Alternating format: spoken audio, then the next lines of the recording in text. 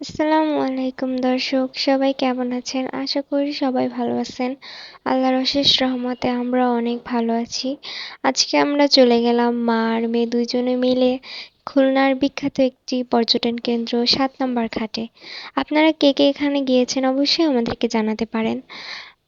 ৭ নম্বর ঘাটের পরিবেশটা কিন্তু বিকাল টাইমে খুবই সুন্দর থাকে।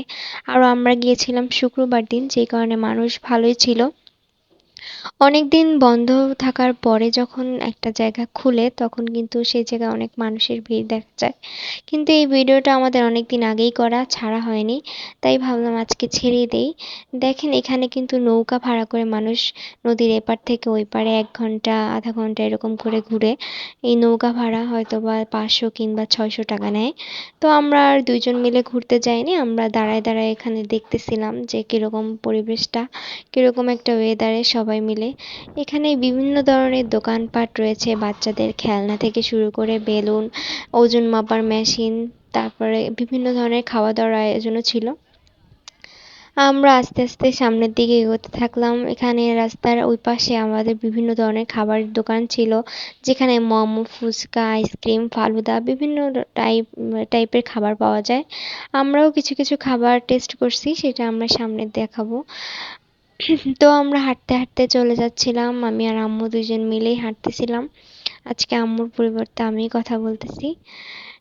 আমরা দুইজন মিলে সুন্দর করে হাঁটতে হাঁটতে এক জায়গায় বসে পড়লাম, তো আম্মুকে বললাম তুমি একটু বসো, দেখাই তোমাকে। এখানকার ওয়েদারটা অনেক সুন্দর ছিল, বিকালের ওয়েদার, বিকালের টাইমে আকাশটা হালকা মেঘলা ছিল আর এর মধ্যে বসে থাকতে খুবই ভালো লাগতেছিল, হালকা বাতাস হচ্ছিল। তো আমরা কিছুক্ষণ বসে থাকলাম। তারপরে ওই সাইডে একটা পার্কের মতো হয়েছে, ওইখানেও গেলাম আমরা, আস্তে আস্তে আপনাদেরকে সব দেখাবো। এখানে একটা টার্মিনালের মতো আছে। এই যে আমরা পার্কে চলে আসছি। পার্কের এখানে নৌকা, ট্রেন, তারপরে বাচ্চাদের জন্য উপরে একটা স্লিপারের মতো করছে। তো আমরা নৌকায়ও উঠছি। নৌকায় উঠে তো আম্মুর নাজেহাল অবস্থা, সেটা আপনারা সামনে দেখতে পারবেন। এটা নতুন করছে, এটা আগে ছিল না। এখন নতুন হিসেবে ভালোই চলতেছে, কারণ পর্যটন কেন্দ্রে একটু বাচ্চাদের ঘোরার জিনিস, বড়দের ঘোরার জিনিস থাকলে ভালোই লাগে। এখানে আবার আমরা টার্মিনালে চলে আসলাম, দেখি যে একটা ছেলে কিরকম ভাবে ঝাঁপ দিল, কি সাহস! তাই দেখে অবাক হলাম। আর এই যে দেখতে দেখতে বললাম আমরা খাওয়ার এসে চলে আসছি। এখানে আমরা মোমো নিয়ে নিয়েছি 1 প্লেট, দুজনে খাবো। আম্মুকে বললাম তুমি একটু খেয়ে দেখাও, আম্মু তাই খেলো। খাওয়ার পরে বলল যে অনেক স্বাদ ছিল এটা।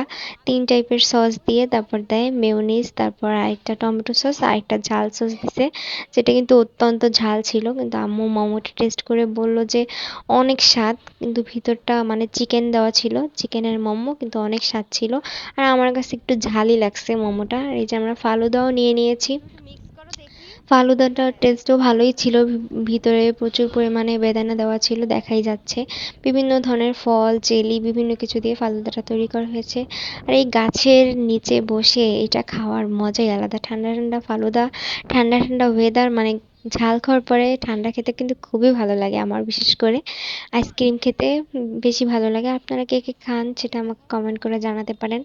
এই যে আম্মুকে বললাম তুমি একটু ফালুদাটা মিক্সড করে খেয়ে দেখাও, তাই আম্মু আবার খেয়ে দেখালো। আম্মু বললো যে খাবারটা ভালোই ছিল, ফালুদাটা আম্মুর কাছে খুবই ভালো লাগছে, আমার কাছে এভারেজ লাগছে, বেশি একটা ভালো লাগে নাই। তো আমরা এই যে নদীর পাড়ে বসে বসে দুইজনে ফালুদা খাচ্ছি আর ওয়েদারটা উপভোগ করছি। এখানে আরো অনেক মানুষজন ছিল, নৌকা এখানে ঘাটে ভিড়ানো ছিল, অনেক মানুষই আসে শুক্রবার দিনে। আর এই যে আমরা মামে চলে আসছি নৌকার উপরে আবারও ঘুরতে। এখন কিন্তু সন্ধ্যা সন্ধ্যা টাইমে আম্মু কিন্তু ভীষণ ভয় পায়, সাথে আমিও ভীষণ ভয় পাইতেছিলাম। আম্মু ওই নৌকার উপর বসে অনেক বেশি দৌড়াদৌড়ি করতেছিল, কারণ আম্মু ফার্স্ট টাইম জীবনে নৌকায় উঠছে। আম্মু এর আগে কখনোই উঠে নাই, সো আম্মুর ভয়টা একটু বেশি ছিল।